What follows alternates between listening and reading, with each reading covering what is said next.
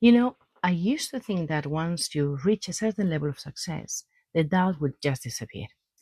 That once you were respected, trusted, and delivering results, those old voices in your head would go quiet and go away.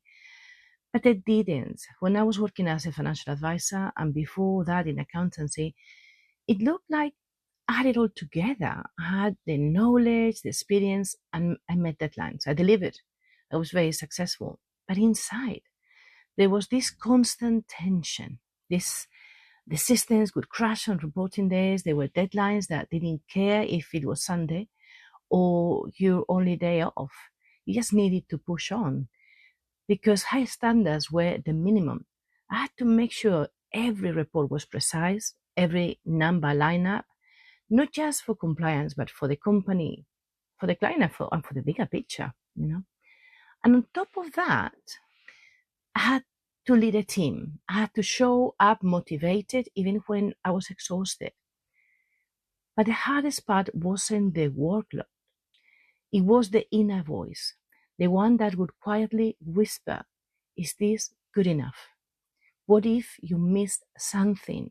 What if they say you're not as in control as they think you are? It never shouted, and it didn't need to be honest. It just dripped self-doubt slowly in the background of everything.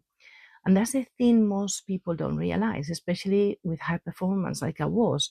Yes, I had all this recognition and I had all these awards, um, but there was that constant anxiety inside, especially because the systems were crashing so much. It was always such a worry.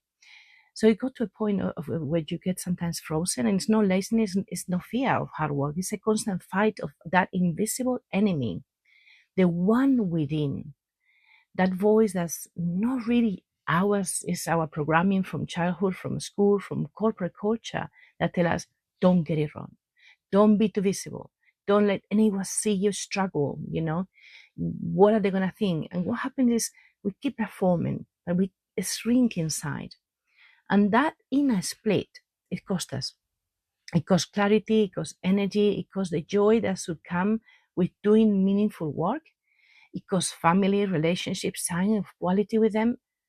And I see it now.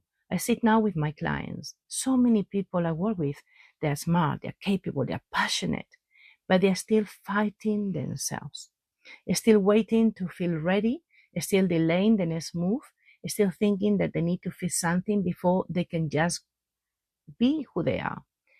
And if that's you, I want you to know the voice in your head is there for your protection, but a protection and growth that really live in the same room.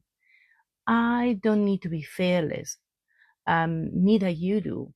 You just need to stop treating fear as a fact. And that's what my work is about. It's not surface level mindset. It's not motivation for the moment, but helping you go right to the root of those patterns to rewire what's actually running the show underneath so you can move differently and freer, with more space for peace and space for you to have time to relax, because life's too short to keep going to that level. And sometimes you may wish to change to another company, or you may wish to have your own business. And that inner conflict is still keeping you there. Or that treadmill of carry on doing things in a rush and not taking any spare time for you to recover and reset will actually be making the things harder for you, and you will be producing less. So if you want to have a chat, come along, give me a knock and at the door, and I'll be happy to have a chat with you.